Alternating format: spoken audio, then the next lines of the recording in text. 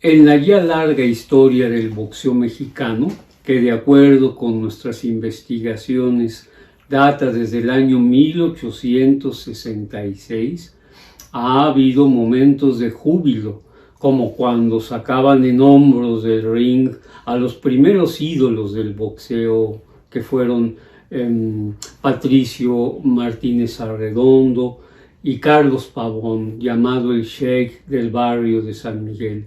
Pero así como ha habido esos gozos, ha habido también momentos tristes en la historia de nuestro boxeo.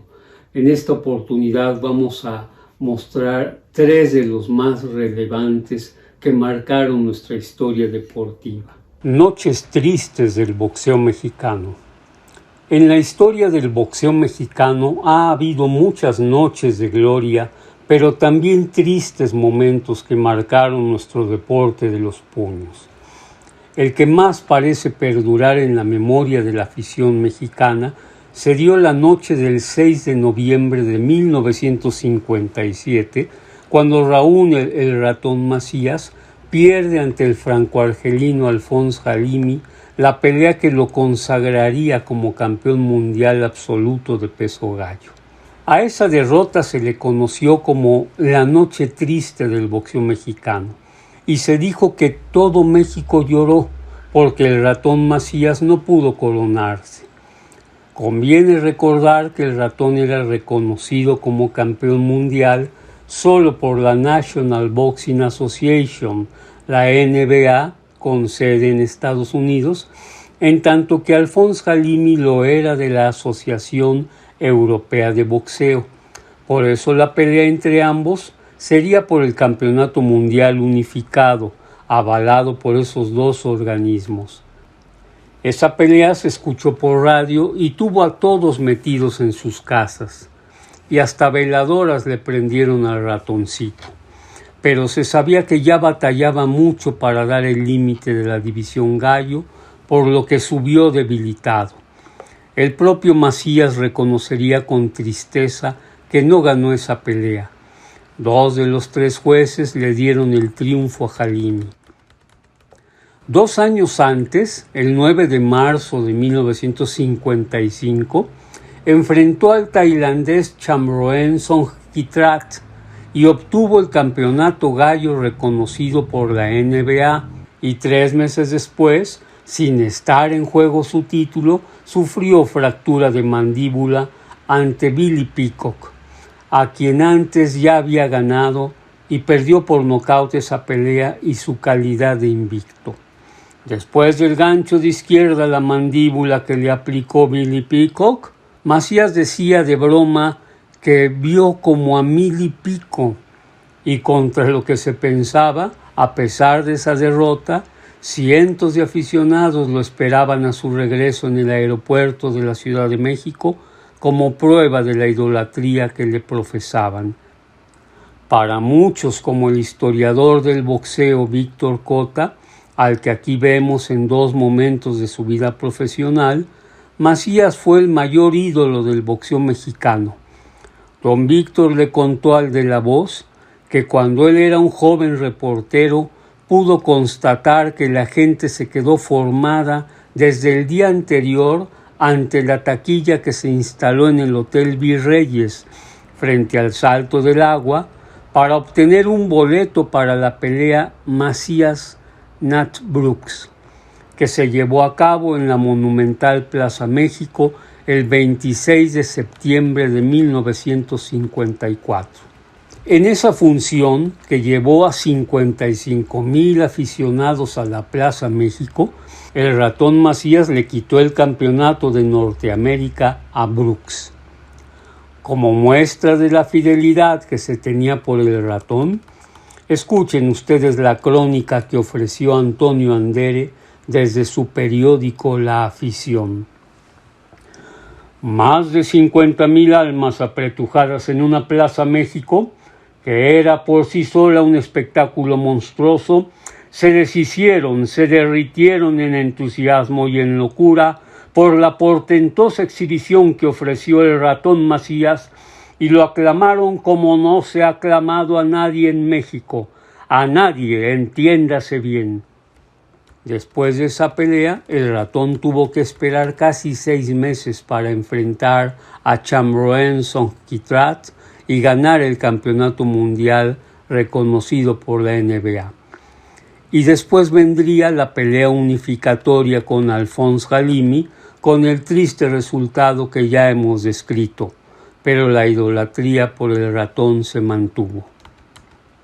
Otra noche triste del boxeo mexicano ocurrió 12 años antes, el 18 de abril de 1945, en la Plaza de Toros de la Condesa, cuando el primer campeón mundial mexicano, Juan Zurita, cae noqueado contra todos los pronósticos ante el moreno norteamericano Ike Williams en el primer minuto del segundo round. Zurita tuvo muchos momentos de gloria en el boxeo mexicano, desde la década de los años 30, cuando formó parte del famoso Triángulo de Oro, junto con el Chango Casanova y Joe Conde. Vicente Leñero, escritor y aficionado al boxeo, decía que desde su coronación como campeón ligero ante Sammy Angot en agosto de 1944, en todo México no se hablaba de otra cosa que no fuera Juan Zurita, el primer boxeador mexicano ganador de un campeonato del mundo. La pelea se llevó a cabo en la Plaza de Toros de la Condesa, que estaba donde ahora se encuentra el Palacio de Hierro Durango.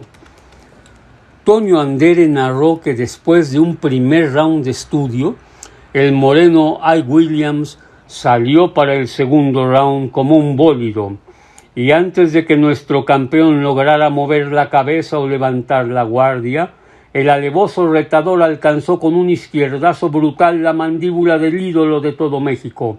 Y tómala, ni Toño Andere ni el público lo podían creer. Zurita tocado, Zurita cayendo, Zurita azotándose como un costal de huesos en la lona.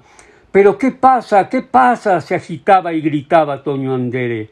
1, 2, 3, 4, 5, 6, 7, 8, 9, 10. «¡Knockout! ¡Knockout!», gritó Toño Andere.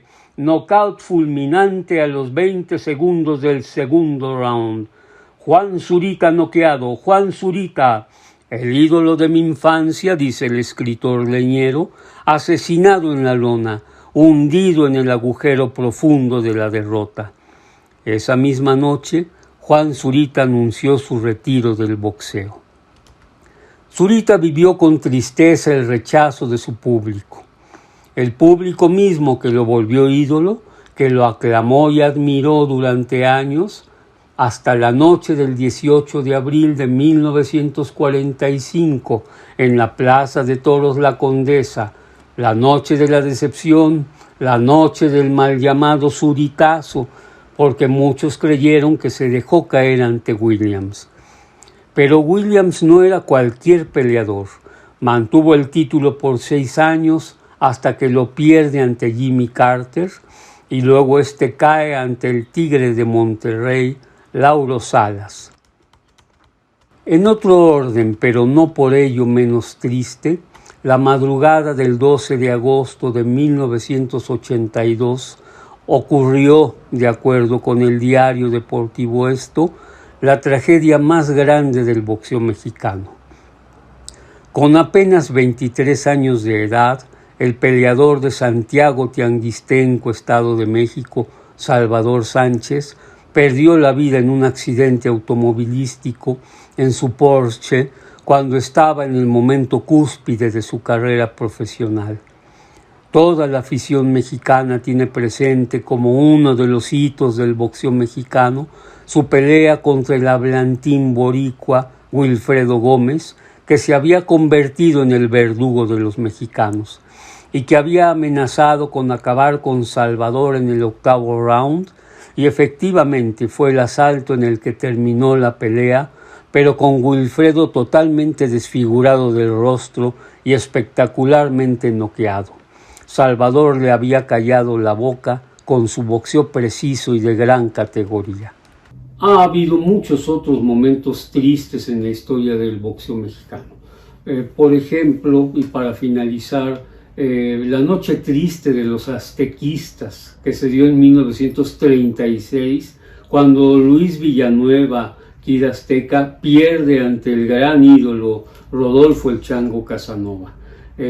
Otro momento se dio en 1959, cuando José el Toluco López, para muchos el más importante ídolo del boxeo mexicano, pierde ante el Huitlacoche José Medel por nocaut su campeonato nacional gallo, y Medel lo volvería a derrotar por decisión tiempo después. Ciertamente fue una de las más serias y tristes noches para los toluquistas en ese momento. Así tenemos pues como esa otras que podríamos comentar en este canal Galería del Boxeo, que están pendientes y que forman parte de la rica historia del boxeo mexicano. Muchas gracias.